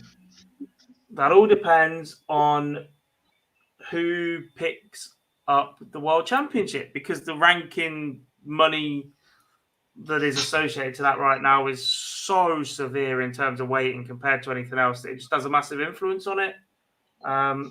If MVG picks up the world title, then at some point, yeah, I think he might do. He is defending an awful lot elsewhere next year, though. And I think the World Championship money may go up again very soon, which is great in one respect, but bad in others. It needs to be spread around, but I suppose it's the flagship event, and that's what gets the attention of everybody else. But there's just such a significant gap between that and anything else if you're the world champion. Don't get me wrong, you should be rewarded for being world champion, but it's just too much now. Too big. Agree. Way too big. And it's only in that big up. Yeah. Just looking at some big names that aren't going to the Worlds. Keegan Brown, a man that you just assume will always be there. 2,250 quid outside. Needs some big performances.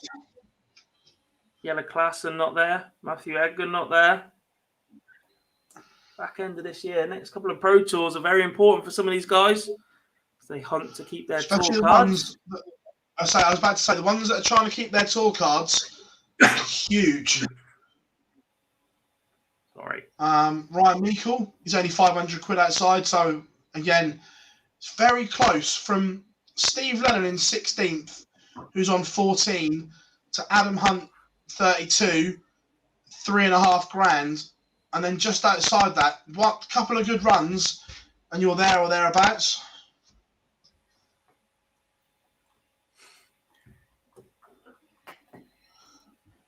Tour card race. Matt Edgar on the cusp. Andy Hamilton, Ryan Meikle, Roby John. Not in there yet. Yeah. So I'm just looking. Haven't seen him because he's in white on the other one. Yeah. Jeffrey DeJuan. Not at all. He is miles off. And look, I think, just going to get the live one up. Next year, Jeffrey DeJuan could be in a spot of trouble if he doesn't make the Worlds this year.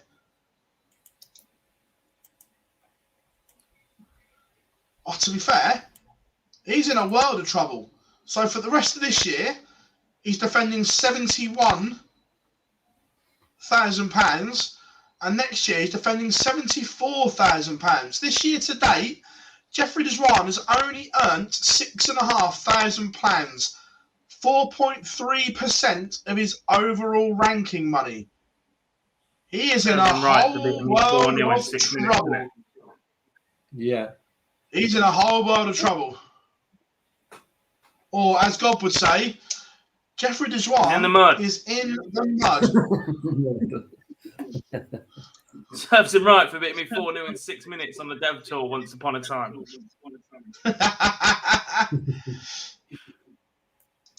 Yeah. One I was PB when I was looking at this weekend and then his performance this weekend and seeing his rankings drop. Steve Beaton for me is a concern moving forward. He's dropping more and more down the rankings. We've seen him for so many years in the top 32. We've seen him for so many years at the match play. And that drop for me is worrying. And the throw is one I've always liked, but his performance in results, more importantly, just ain't there. And he's one to worry with that drop at the moment. Not so much this year, but I think next year will be the real test. Just seeing where he is at the moment. 41. Yeah. Didn't he have a run in one of the blocks from nowhere, which basically kept his scorecard for another year? Yeah. Can we talk Dutch darts in general? Yeah. About how it was meant to be the next big superpower, and actually MVG struggling a bit. Dirk as the number 2 should have been there or thereabouts last year, and obviously he's not having the best of years. And the rest of the field, Danny Noppert, Jeffrey Desvan, they're still good, but they're not dominating the sport the way that many were predicting 10, 15 years ago when all of these names were being thrown about, when the Dev Tour was filled with young Dutch players that were playing fast, they were playing quick, they were scoring high, they were using a lot of the board. None of them seem to have been able to find that extra gear to really make it as a professional dart player. Yeah.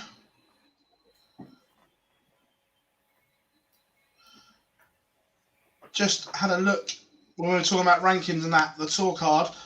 As it stands, Matthew Edgar is outside the 64. That would be a huge blow. 2 places. Yeah. Not for Sky, because he'd go and Roman report for him, I think. But yeah, work to do. Same as Ryan Meikle, Andy Hamilton. Sadly, there's a few that are dead in the water. Yeller, Mike De Decker, Justin Pipe, Nick Kenny, all look goners, barring some kind of miracle. Yeah. Couple more questions coming in. When's the Grand Prix TV schedule out, please? That'll be out later in the week. Thursday or Friday. Shawnee Mack, using Gob's thoughts on the Dutch there. Which countries are on the up? Good question. America massively. Poland and Hungary. Yeah, I think so. Seen a good. Other than that, all the players that I've been excited about, or the new regions I've been really excited about for the last couple of years. Don't get me wrong, COVID hasn't helped that, but it seems to have stalled a little bit. Australia has given us Damon Hetter and Gigi and the rest of the boys come over from Q School, but they haven't really delivered the next big thing. That was meant to be Corey Cadby. In Asia, the Philippines, Noel Malikdon was nowhere to be seen this year. Lawrence Lagan has never made the next step. The Germans, Florian Hempel, I really like the look of, and they are building that depth a lot more now. But in terms of top level, Max is struggling. Clemens has got to find an extra gear to be a consistent top 16 player if that's what he wants. Schindler's been a bit up and down. For the most part, the game is still very much at the top end, played by the home nations. Agreed. Yeah. Jamie says, what's the highest average any of you three have ever thrown? Mine was, I know what it was because it was Super League back in the day, just going back years, by the way, it was 29.03 or something like that. when I could go and I had a good night.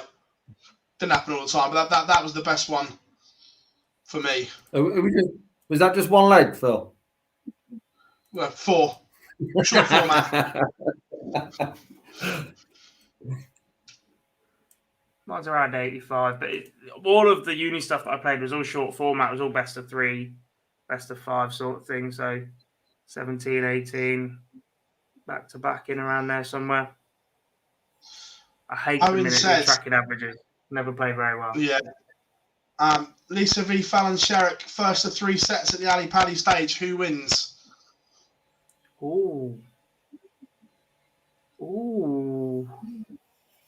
On a stage, for Fallon. me, Fallon. Yeah.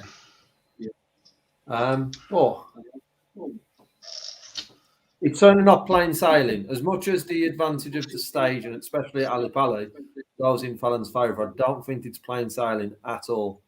I think we'd be going all the way.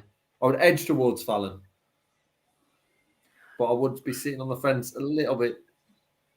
Yeah, I'm going to stay firmly on the fence purely because of that one set against Jan Decker. Yeah. Lisa Ashton absolutely blew him away on the very same stage. James Andrew's just answered James. Yeah, that it's not done and dusted for Edgar. They need to either come through the qualifier or have a good couple of pro tours to get him to the Worlds.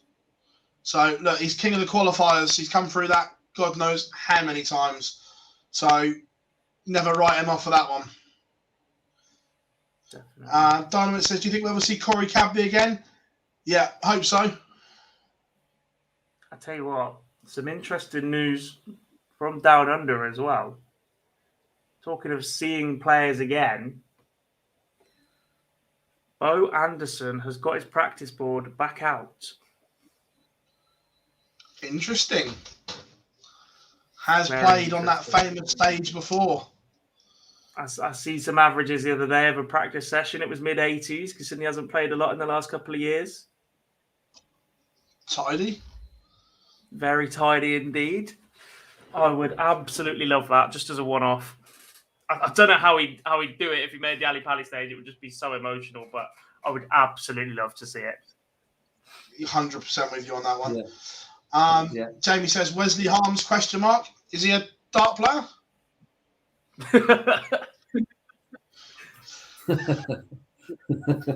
Him and Cristo Reyes are playing the longest game of hide and seek you've ever seen. Yeah, he always seems to find himself on a list. I almost said something then, but I thought better of it. No.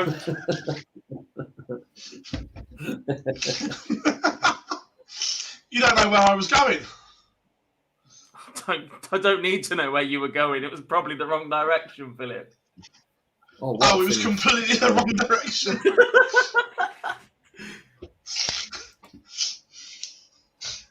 Last couple of minutes then, folks. If you've got anything else you want us to answer, get it in the chat room before we disappear for dinner. Yeah. King Cook says, no, he's a fart player. What a pun. I think Brighton have just equalised in the 95th minute. Oh, that's going to sting. Brighton.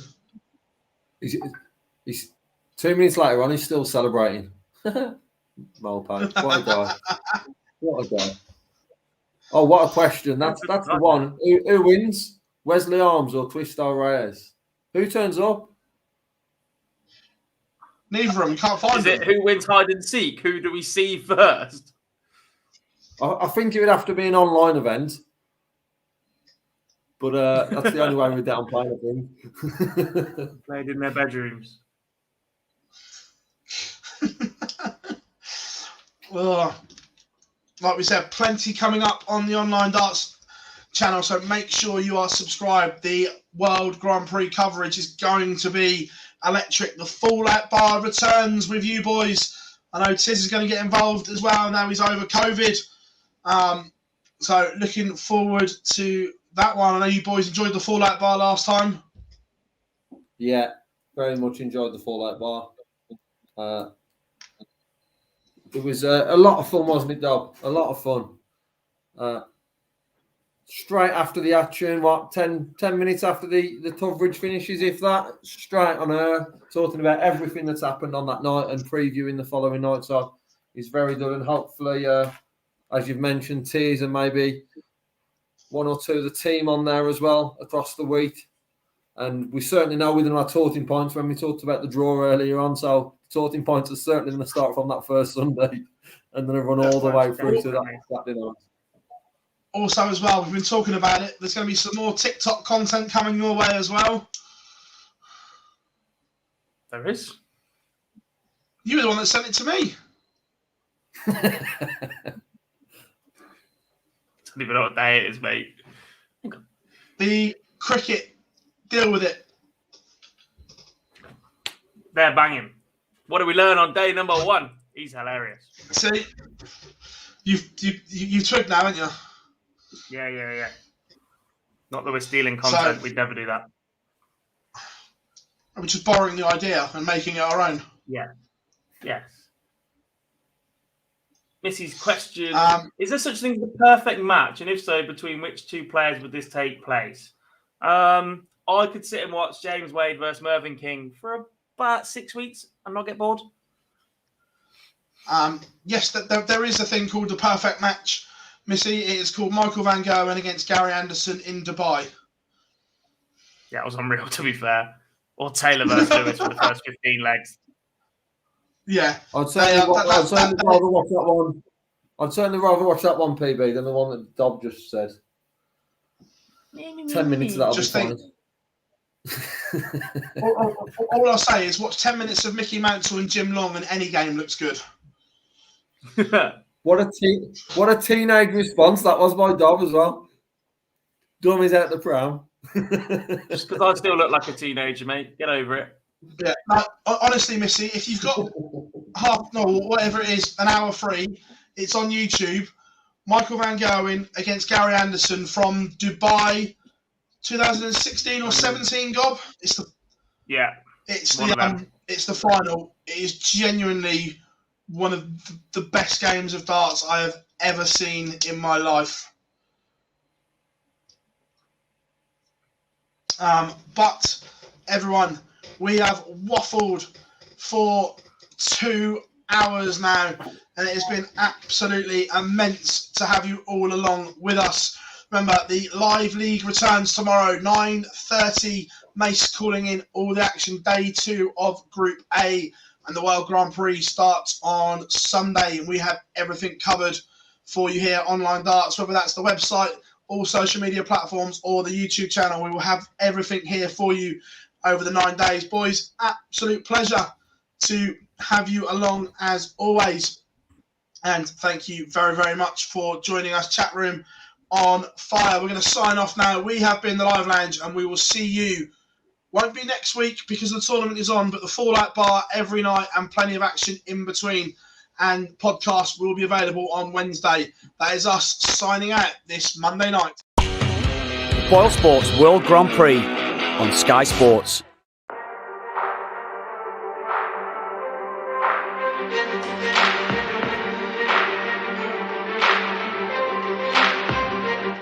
Here we are. It's all done and dusted, the Nordic Darts Masters, and we have the runner-up, Fallon Sherrock.